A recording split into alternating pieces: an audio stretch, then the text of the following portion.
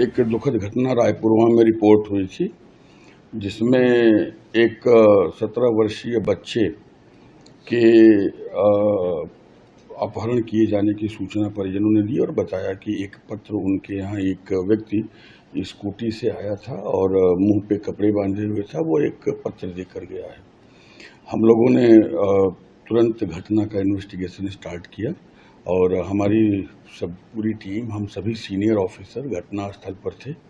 हम लोगों ने एक एक चीज़ों को पूरी रात एग्जामिन किया। घटना बहुत दुखद है और संबंधों के भीतर यह घटना जो है हुई, अब तक की विवेचना में साफ हो रही है। रचिता जो कि शिक्षिका के रूप में इस बच्चे के घर में पढ़ाती रही हैं 2021-22 तक। रचिता के फियांसे प्रभात शुक्ला और उनके दोस्त आर्यन उर्फ अंकित, ये सारे लोग इस घटना में इन्वॉल्व हैं। लड़के को प्रभात शुक्ला रचिता के माध्यम से बुलाकर ले जाते हैं। लड़का स्वयं अपनी मर्जी से जाता हुआ दिखा। हमने घटनास्थल के पास जितने भी सीसीटीवी कैमरे थे, हमने सभी कैमरों की फीड ली है और हमने देखा है कि अभियुक्त आगे आगे और लड़का पीछे पीछे आराम से अपनी स्कूटी स्वयं खड़ी करके हेलमेट लगाए हुए जा रहा है। कमरे के भीतर 4:30 बजे के आसपास ये लोग प्रवेश किए हैं। वो एक स्टोर जैसा है और लगभग 35-40 मिनट के बाद अभियुक्त उससे बाहर निकलता है और बाकी वो स्टोर नुमा कमरा बंद रह जाता है। बगल में ही उस अभियुक्त का अपना भी कमरा है, जहाँ पे वो रेंटेड अकोमोडेशन में रहता है। लड़की रचिता जो कि शिक्षिका थी, वो भी वहीं पर बगल में है और आर्यन अंकित जो है वो वहाँ पे आया था। जैसा कि हमने जो डीवीआर लिया है और हमने 3 सीसीटीवी कैमरे जो कि स्पष्टतया सारी स्थिति को दर्शा रहे हैं, उनको लिया भी है, संग्रहित भी किया है, परिजनों ने भी देखा है और साथ में वहाँ उपस्थित लोगों ने भी उसकी तस्दीक की है। उसकी टाइमिंग भी देखी गई है।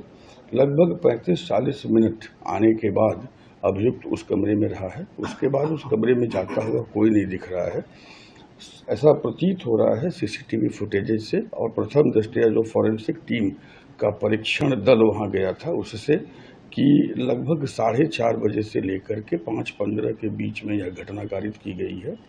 4:30-32 पर वहां पे जाने के साक्ष्य दिखाई देते हैं और बाद में जो लेटर दिया गया, जो डिमांड किया गया, उसका ऑब्जेक्टिव, उसका इंटेंशन, उसका मेंसरिया अभी हम लोग समझ रहे हैं।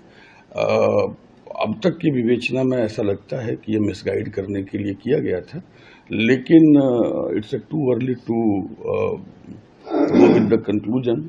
Investigation is in progress. जो स्कूटी लेटर ड्रॉप करने के लिए व्यवहार की गई थी, उस स्कूटी को भी हम लोगों ने जो है सीज किया है, UP 78F2204।